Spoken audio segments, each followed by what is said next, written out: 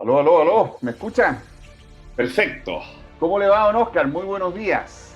Muy bien, pues qué gusto Buenos días. escucharlo. Acá estamos conectados, seguimos vivos. Seguimos vivos y aumentando nuestros números de auditores. Quiero saludarte, ¿no? Darte la bienvenida. Dos profesores universitarios, docentes en áreas de gestión cultural, un abogado, Oscar Acuña, a quien estoy saludando, el otro periodista, Cristian Antoine, quien les habla. Iniciaron hace unos meses esta aventura de comentar la actualidad cultural del país y del mundo desde una visión, bueno, diferente, ¿no? Una visión Claro, totalmente. muy ñoña, nos han dicho, ¿no? Una versión muy... No, oye, si lo bueno de este espacio además es que da acceso a A otras otros temas, opciones, ¿no? a otros temas, efectivamente. Recuerdo siempre que las expresiones que damos en el programa son exclusivamente responsabilidad de quienes las emitimos, ¿no? Que no representan a nada, sino que a nosotros mismos, ¿no? Les damos la bienvenida, vamos a ver nuestra cápsula de presentación y volvemos enseguida con el programa de hoy. Uno.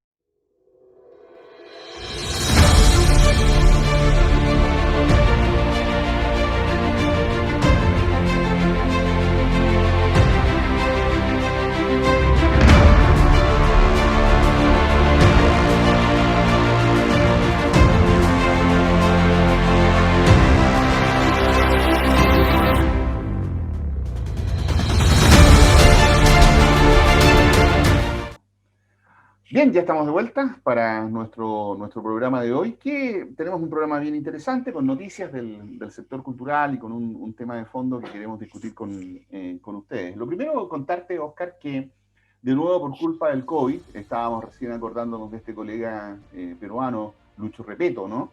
Sí, Que gran falleció, gallo.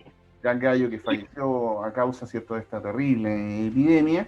Pero aquí te quiero comentar la historia de otra mujer, Irina Antonova, cuya imagen te estoy mostrando, que también, bueno, ella ya era una señora de avanzada edad, había pasado los 90 años hace tiempo, pero el COVID también se la llevó.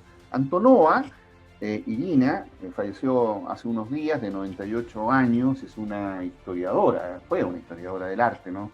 Experta en el Renacimiento, y tenía, entre otras cosas, la gracia de haber dirigido desde el año 1961, cáchate la fecha, Oscar, 1961, dirigió el Museo Estatal Pushkin de Bellas Artes en Moscú. Irina había entrado a trabajar al museo un par de años antes, en 1945, casi al terminar la Segunda Guerra Mundial. Fue enfermera durante la guerra, tuvo ahí una destacada participación también en el esfuerzo militar soviético, pero lo suyo era la historia del arte, ¿no? Fue la primera mujer que llegó a dirigir un museo en la Unión Soviética, y esto era particularmente destacable en una época en que, bueno, el feminismo no era un tema que campeaba en las filas del No, marxismo-leninismo, ¿no? En 1974, Irina llegó a lograr una de las hazañas más grandes de la historia del arte contemporáneo, cuando trasladó a la Mona Lisa desde París hacia Moscú. Imagínate, en los 70, ¿no? Esto fue una locura. Miles de personas pasaron días y días haciendo cola para ver el famoso cuadro, y cada uno tenía solo 15 segundos para quedarse frente a él. Antonova, claro, era hija de un destacado jerarca del Partido Comunista y usó su posición en el aparato del Estado para dar bríos al museo y conseguir cosas que de otra manera habrían sido inimaginables en un país en que el arte no oficial la tenía muy difícil, ¿no? sí. Llevó al Pushkin las obras de Matisse, de Leger, de Van Gogh, recibiendo las críticas de todo el mundo, la crítica de los espectadores, pero aguantó incólume, ¿no? Toda esta andanada, y se hizo fuerte, ¿no? Como una gran curadora del arte. Incluso se comenta que una de las rabietas más grandes que tuvo uno de los jerarcas rusos, Nikita Khrushchev, se la llevó cuando vio una obras de arte contemporáneo, de artistas rusos, en el museo. Dice que gritaba, que la insultaba, y que su nieto era capaz de hacer unos mamarrachos mejor que los que estaban en los lienzos de las paredes del museo, pero ella incólume, ¿no? Aguantó todo esto sin problema, y bueno, ya muy mayor, pasó a un cargo honorífico en el museo. dice que tenía una personalidad muy divertida. Ahí tenemos a esta viejita, ¿no? De En 80 años, moto, paseando en moto. buena moto. ¿Ah? Pero mira quién dirige la moto, pues Jeremy Irons, ¿no?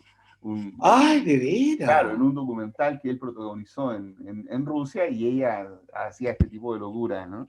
Era una personalidad bastante curiosa, a mí me ha gustado ya traerla hoy día, porque de esto no hablan mucho los diarios, porque tú sabes que menos en el sector cultural, estos temas, pero creo que vale la pena destacar por el hecho de ser mujer, de haber tocado, de haber tenido, bueno, esta larga y larga trayectoria en la vida del Oye, museo, tenía unas posiciones bien peculiares, ¿eh? Ella se negaba, por ejemplo, se negó toda la vida a la devolución de las obras de arte alemanas que fueron expoliadas por los rusos durante la guerra y que todavía están en el Museo Pushkin y dan pie permanentemente a los reclamos de Alemania para que les sean devueltas, ¿no? claro.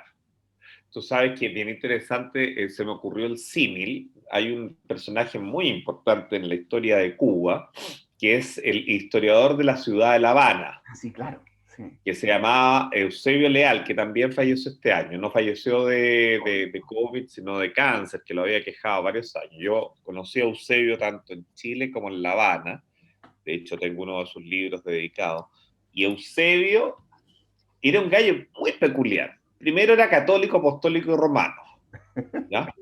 Observante. Segundo, era muy comunista, evidentemente. Fue compañero de colegio de Fidel Castro en un colegio jesuita, que fue donde Fidel estudió, ¿ya?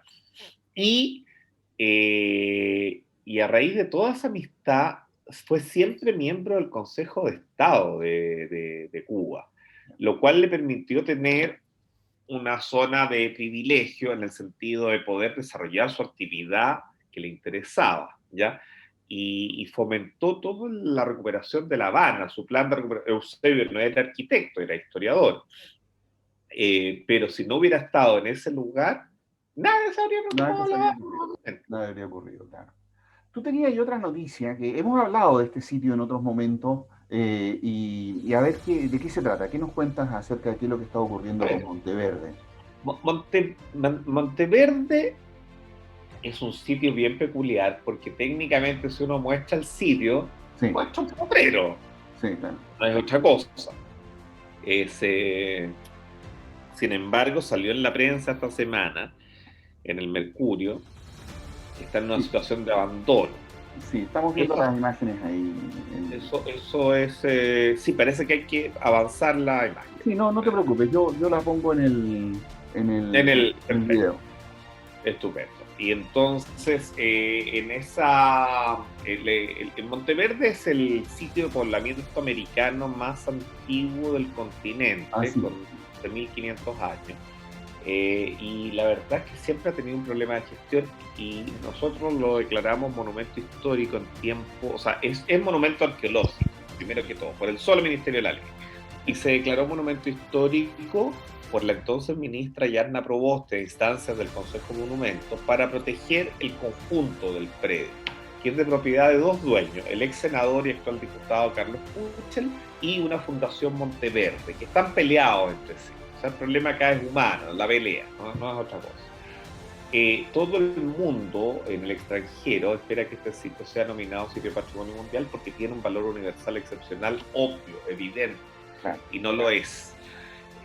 Pero para eso se necesita un plan de manejo y no hay posibilidad ninguna de un plan de gestión, un plan de manejo si los dueños están peleados. Oye, La única que ha manifestado interés el año pasado de hacer algo al respecto es la Municipalidad de Puerto Montt, que ve la externalidad de esto y tuvimos contacto con ella y estábamos viendo en popa hasta el estallido social. qué pena.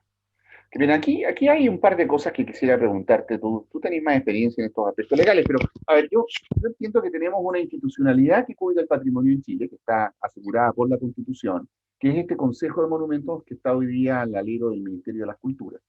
Entiendo Así es. también que hay recursos que se asignan anualmente en la ley del presupuesto para este tipo de cometidos.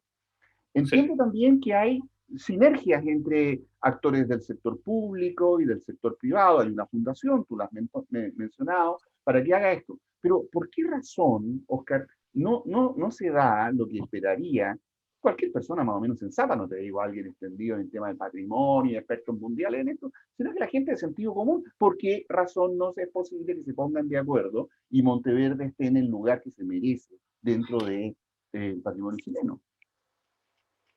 He dicho lo mismo, creo que el personal del Consejo Monumento está extraordinariamente sobrecargado e involucrado, pero hay un problema de gestión. O sea, en relación a los recursos que recibía cuando a mí me tocaba estar a cargo, que cuando yo llegué eran 400 millones de pesos al año para pagar sueldo y todo, hoy día reciben varios miles de millones, ha aumentado su cantidad de personal, pero la gestión está cada día más mala.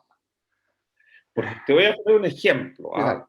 Un caso de un cliente y amigo que tiene un proyecto en una zona típica y el acuerdo del consejo se adoptó como el 18 de octubre y en redactar el oficio, que no debe tener más de 2 páginas, todavía no se redacta. No te puedo creer. Y estamos, o sea, llevamos 2 meses. Año, claro. No hay quien aguante eso. No, claro. Ese es un tema de gestión, porque tú te tienes que sentar yo sé el acuerdo, además. Te tienes que sentar y escribirlo. A veces he pensado, le escribo el acuerdo para que me lo mande. Para que avance esto. Entonces hay un problema de ese tipo, sí. Bueno, aquí, esa ha sido otra de las noticias de la semana. Vi en tus posteos ahí al reino la historia de Antoine Lavoisier. Me ha parecido muy, muy simpática, ¿no? ¿Por qué no te haces cargo un poco de ella? Aquí la imagen, no te preocupes, yo la estoy mostrando en el video. En el video. Mira, lo de Lavoisier lo encontré terrible. Estaba viendo un programa y se me apareció y me acordé del principio del Lavoisier. O sea, qué cosa más básica que a uno se lo enseñan en el colegio. Entonces se me ocurrió hurgar en la historia de Lavoisier. Y Lavoisier fue un gran químico francés que le tocó lamentablemente vivir el periodo de la Revolución Francesa. Y durante ese periodo, violentamente, en 1783, según recuerdo, lo llevaron a juicio porque había estado a cargo de cobrar las contribuciones. El tipo era un químico, estaba preocupado de montones de otras cosas y un científico. Y en el juicio todo el mundo trató de que no lo castigaran. Claro. Y el juez dictaminó una frase tristemente célebre que la República no necesita científicos ni químicos. Y lo mandaron a decapitar. Y lo decapitaron. En la guillotina, claro.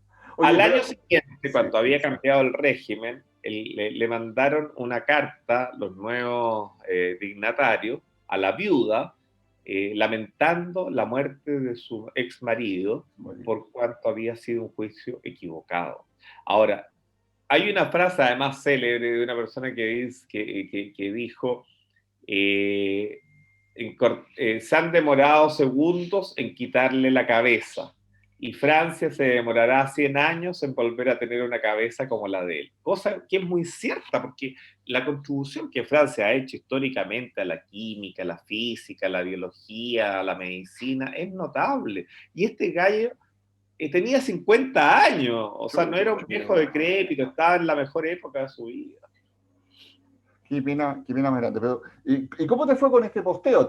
Tuviste varias respuestas, entiendo. Varias respuestas, claro. O sea, yo creo que bien. O sea, mira, el objetivo del posteo son cosas que a mí me llaman la atención. La atención, por cierto. Es también generar un poco la atención de que de repente la irracionalidad de cualquier signo que tienen, da lo mismo, si es de izquierda, de derecha, de centro, pero ¿cómo no vamos a tener capacidad de razonar? Bueno, siempre me acuerdo de ese cuadro famoso de Saturno devorando sus hijos, ¿no?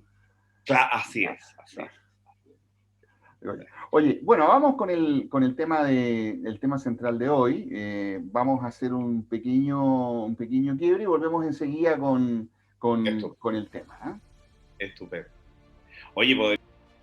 Bien, el tema que te quiero tocar esta tarde es un asunto que me ha interesado muchísimo a lo largo de mi carrera, que es tratar de explicarle a los alumnos de gestión cultural que cuando ellos tomen decisiones sobre gasto en los recursos culturales, traten de introducir la mayor racionalidad posible en sus decisiones. No es porque esté particularmente interesado en los problemas matemáticos que hay de fondo, Oscar querido, pero se trata más bien de que las decisiones no se hagan con la guata, es decir, que apoyemos a la cultura pensando muy bien con la cabeza y no con el estómago o con el corazón. Y esto es una cuestión que hay que tratar de explicar porque está muy metida la idea de que apoyar a la cultura es buena, es bueno, porque la cultura es algo como superior, como algo excelso, como algo que merece apoyo independiente de qué es lo que dice, ¿verdad? ¿Qué es lo que a mí me interesa aquí poner en discusión? Esta es una idea muy antigua y que viene desde la época de la antigüedad clásica y que habla de esta, bueno, un poco de esta suficiencia, ¿cierto?, que tiene el sector cultural, ya basado incluso en las ideas aristotélicas de que la música debía formar parte del carácter y que tenía que ayudar a la educación de los jóvenes. Los Sí, griegos tenían esta idea muy, muy metida en la cabeza de que a través del arte, ¿no? Y formaba parte de la cultura de ellos, ¿no? En su formación inicial como ciudadanos futuros de la polis, que tenían que formarse en las artes liberales, la música, la retórica, la literatura y conocer la poesía, ¿no? Que esto porque ayudaba a hacer mejor a las personas. No obstante, fíjate, es bien, bien peculiar que Platón tenía una idea un poco distinta a la aristotélica, ¿no? Y que, ah, mira, sí, claro, Platón más bien sostenía la idea de que había que ser muy cuidadoso con algunos de estos prácticas culturales porque incitaba a comportamientos caprichosos, ¿no? Y según él, estimulaba las pasiones, que son contrarias al principio del predominio de la razón sobre el alma. Platón tenía algo de podría decirte, ¿no?, de totalitario en su sí, pensamiento. es Y verdad. él en algunas de sus obras incluso llamaba a desterrar a los poetas, eliminar a los escritores y controlar la música, porque, bueno, a diferencia de la ciencia, el arte se alejaba mucho de la verdad e incitaba a comportamientos caprichosos, ¿no? Que algo, bueno, solo había que tolerar una forma de música, la que él llamaba virtuosa, y que a diferencia de otra música que era viciosa, que era la que le agradaba a la mayoría. Estábamos hablando aquí hace un instante atrás de la cultura durante la Unión Soviética y no puedo dejar de recordar en ello cuando se instalan estas ideas del arte oficial y las cosas que se pueden o no se pueden hacer. Bueno, independiente de que si hay una música correcta o no, si hay una música errada o no, la idea que ha estado siempre rondando en nuestro sustrato artístico y cultural es que las obras de arte mejoran a sus receptores moral, emocional y espiritualmente.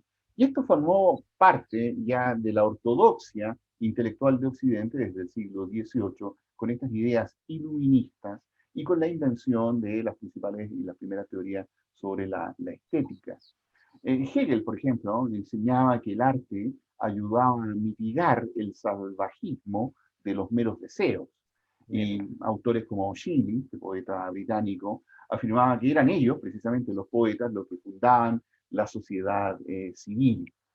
Pues bien, esa idea que es típica del siglo XIX, de que la cultura es lo que permite hacer mejor a la gente y de que el acceso público al arte es lo que lo hace posible, fue lo que impulsó a los gobiernos decimonónicos a fundar las grandes instalaciones culturales en sus respectivos países. Por eso no es nada extraño que las primeras decisiones que se toman cuando se forma la nación, y esto, verlo tú para el caso chileno, pero también es lo mismo La en Biblioteca Colombia, Nacional. claro, que hay que lograr la Biblioteca Nacional, el Teatro Nacional, el Auditorio de Música Nacional, el Archivo Nacional, la Universidad Nacional, el De Liceo hecho, de la la Nación. biblioteca tiene una placa que dice los pueblos libres, los eh, primeros actos que hacen es Exactamente. darse grandes bibliotecas. Exactamente, claro. Entonces, esa es una idea que está muy metida dentro de nuestra genética, ¿no? Y que por lo mismo pocas veces pensamos en si es valedera o no en el tiempo, Oye, ¿no? Dale. Biblioteca Nacional, en el caso de Chile, que fue fundada por José Miguel Carrera Claro. y que tenía un busto a su entrada de O'Higgins, que no tuvo nada que ver con la La biblioteca. biblioteca, claro. Claro. Entonces, en algún minuto los o'higginistas defendiendo el rol, es que O'Higgins la reabrió. ¡Anda! Bueno, esa idea de que el arte ayuda a la gente a mejorar es una idea entonces típica del pensamiento filantrópico del siglo XIX. Bueno, hipocresía, porque en fondo viene desde las élites, ¿no? Desde las élites, que creían ellos genuinamente que abriendo los museos al pueblo despertarían en ellos el sentimiento elevado, los pobres, y los sacarían de la situación menesterosa en la que se encontraban. No, esto no es tan extraño todavía escucharlo en algunos discursos, ¿no? Cuando se habla de estas materias. Fíjate, mira, en este caso tengo esta cita de Robert Peel, que fue el primer ministro británico en 1834, que hablaba de la necesidad de abrir el acceso público de la Galería Nacional de Arte en Inglaterra para cimentar los lazos de unión entre los estamentos más ricos y más pobres del Estado y hacer posible de que, bueno, la Galería Nacional estuviera cerca del pueblo, ¿no? Para que los pobres puedan acercarse al arte. Han Y pasado, está muy bien ubicada, pero además. claro, han pasado 20, o sea, 2 siglos de esto y sigue siendo la misma idea. Fíjate, Neil Claro. MacGregor, el director de la National Gallery a comienzos del 2000, respaldaba esta idea de la admisión gratuita de las personas al museo porque estaba convencido de que propiciaba la cohesión social. Bueno, aquí voy con este tema. A que, bueno, no se sabe, Oscar, verdaderamente si es que efectivamente esto sirve o no para los propósitos que nos suelen presentar como argumentos cuando hay que intervenir o hay que invertir en cultura. Es cierto que existen algunos estudios que se han hecho sobre intentos, ¿no? De academias o intentos universitarios que tratan de comprobar esta relación entre el acceso de las personas a la vida cultural y algunas mejoras, pero son estudios que siempre, y aquí hago el contrapunto a lo que tú estás viendo como la información de las láminas, son siempre estudios que están hechos basados en casos, son estudios de casos, que solo podríamos pensarlo, en Sí. este caso, para la National Gallery, o son estudios que solo podemos pensar para, qué sé yo, un museo en Noruega, y que por un esfuerzo de extensión, ¿no? Un pensamiento que dice, bueno, lo que es válido en Noruega podría ser también válido en Quito, en Ecuador, y uno lo saca por analogía, sacas por analogía, uno podría encontrar argumentos así, pero al tratarse de estudios de casos, solo se aplican metodológicamente a esa realidad acotada en un tiempo, en un lugar y en una circunstancia determinada. Suelen ser también estudios hechos basados en metodologías cualitativas, en el que la opinión de las personas es en lo que en definitiva se traduce aquí como un dato, ¿no? Y uno sabe las limitaciones que tiene la metodología cualitativa, no estoy diciendo que no haya que ocuparla, pero hay que tomarla con cierta precaución cuando se trata de gastar el dinero de los contribuyentes, ¿no? Basado en Claro. opiniones de las personas. Pero veamos algunos de estos estudios para que te hagan una idea de lo que se trata. Por ejemplo, en este caso, una universidad noruega demostró que la apreciación del arte puede reducir el riesgo de ansiedad y depresión. Este es un estudio que se ha repetido muchísimas veces y que le recomienda a las personas bueno, que padecen este tipo de dolencias, ¿no? Que visiten museos. Pues a mí me pasa algo muy distinto, que me pongo muy Lo que ansioso sufren cuando... los directores de museo, que es un desafío, es la visita de los colegios. Claro, eso me Porque pone muy ansioso, claro. yo creo que a los estudiantes les hace bien, pero normalmente son estudiantes de colegio que a veces los llevan como una actividad extra programática, que lleva al concepto un poco errado, pienso Sí, yo. Y lo que critican los directores de museo es que los sueltan dentro del museo sin son exactamente. Claro, claro, ¿no? Y si hay otro público ahí observando esto, son estas pandillas de niñitos corriendo de un lado para otro, ¿no? Y que, claro. claro, no, en nada ayudan a la apreciación del arte y de la En cultura. cambio, por ejemplo, uno lo ve en Estados Unidos, con los museos del Smithsonian en Washington, donde ir al museo es parte de la cátedra. Claro. Es una educación fuera del aula. Por ejemplo, Eh, me llamaba mucho la atención en el Museo del Aire y el Espacio, los llevan a estudiar todos los temas tecnológicos que hay ahí. Y sí, claro, o sea, tú Tú dices poder estar ahí y ver la B2 o Exacto. ver la cápsula La cápsula lunar. lunar, claro, efectivamente. O sea, ese es un tema que podríamos tratar, ¿eh? En algún programa futuro, el tema de cómo los museos se hacen cargo de los niños, ¿no? Y hay muchos buenos ejemplos. Pero bueno, este riesgo de reducir la ansiedad va un poco en contra de lo que se llama el mal de Stendhal, que a mí me afecta, ¿no? Y que es esta angustia que uno tiene ante tanta belleza, en que en el fondo me dan palpitaciones, qué sé yo, que me sube la temperatura, me mareo cuando estoy en un museo en que hay cada cuadro que uno quiere ver y efectivamente no tiene la capacidad física, salvo como lo había hecho Irina, que había 15 segundos de las personas frente a la Mona Lisa, ¿no? Lo que hablábamos en, museo, en los museos hace un rato atrás. Bueno, hay otros trabajos hechos en este caso por una academia de California en ciencia, eh, en que las personas pueden relajarse y descansar en los museos. Está bien, es interesante esta idea de poner bancas, ¿no? Para que las personas puedan disfrutar sentados de los museos. Me parece que es una buena decisión, aunque bien va un poco también en contra de lo que había sido la tradicional idea de que los circuitos de flujo de los públicos estuvieran definidos para que las personas estuvieran permanentemente moviéndose en el museo. Otros trabajos, en este caso hecho por la Escuela de Economía de Londres, hablan de, bueno, la idea de reconocer que un museo frecuentemente mejora el bienestar de las personas y que sería equivalente a ganar unos $5.000 extras al año. No, no sé exactamente, ahí hay que entrar en más detalle en el por qué esa cifra en particular. Pero Sí. otros trabajos apuntan a que las personas se sienten menos solas cuando van a los museos. Este mismo centro británico. Muchos con una brutalidad ya tremenda. O sea, es racional, ¿ah? Pero tú decís, te dirían, no, yo prefiero que me den los $5.000. Claro, claro. Yo no sé, aquí hay de todo. Hay otros que preferimos visitar los museos solos, ¿no? Y que nadie nos hable, y que nadie se nos acerque, ¿no? Especialmente en épocas como las que estamos viviendo. Pero también esto ha llevado esta idea de la socialización a través del museo, a que muchas instituciones culturales abran sus museos y los conviertan, cuando no están disponibles como centros de interpretación, y trabajen más bien como centros culturales, como salones de clase, para hacer reuniones comunitarias, ¿no? Como trabajo, algún tipo de trabajo social en torno a ello. Otro trabajo británico puso en evidencia de que participar en actividades artísticas mejoraba el ánimo y tenía sorprendentes impactos positivos, incluso reduciendo la posibilidad de resfriarse, ¿no? Bueno, Mira, sigo pensando en esta idea que al final, bueno, tú podés buscar explicaciones de muy distinta naturaleza para que las personas vayan a los museos, ¿no? claro. Otros trabajos insisten en esta idea de que asistir a espectáculos teatrales tienen efectos no solo sobre la salud, sino que también sobre la felicidad, ¿no? Y que nos ayudan a ser más felices y mejorar la calidad de vida.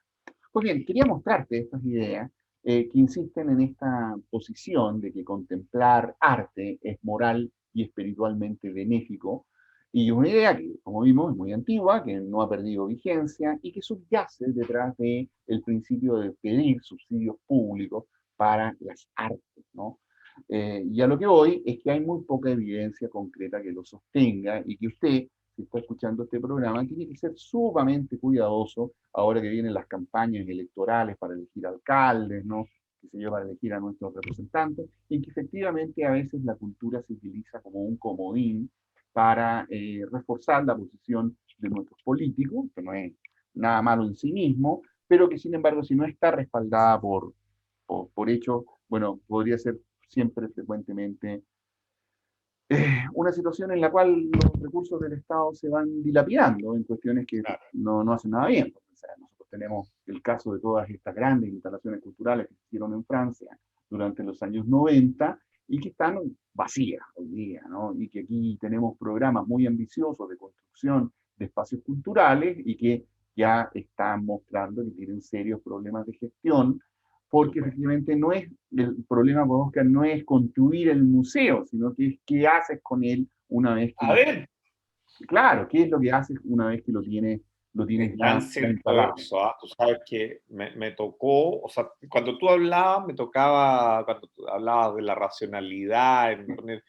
me tocó un caso que fue muy complejo, que es la instalación de este centro de arte moderno que se hizo en Cerrillo. Ah, claro, Y yo sí, pensaba, ¿y qué estará pasando ahí hoy ya, día? Yo ya, lo conozco, lo recorrí.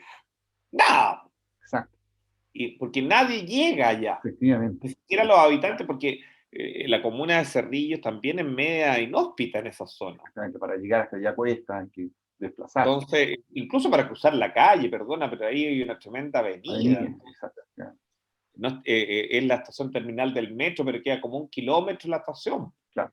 Bueno, aquí, ¿qué es lo que estamos tratando de hacer con patrimonios? ¿No? Es poner una cuota de sentido común en, entre otras cuestiones, lo que es la inversión pública Y, en el desarrollo cultural. Es decir, por eso y insistimos. te agrego una cosa a lo que tú Dale. dices. Me tocó en Ovalle, para no ir tan lejos, que a Ovalle se le construyó un teatro y además tenía una casa de la cultura.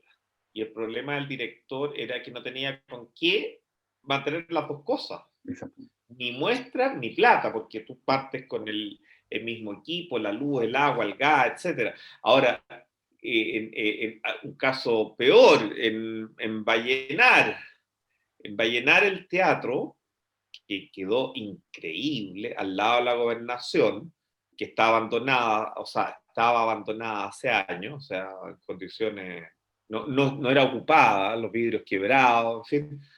El teatro, yo lo visité, tengo las fotos, lo habían entregado, no sé, 1 año y medio antes, con un equipamiento increíble, unos parlantes, un teatro Ok. bello, ¿no? No funcionaba nada, las luces se habían quemado, eh, el espacio que había sido diseñado de estacionamiento era una bodega de cachureo municipales.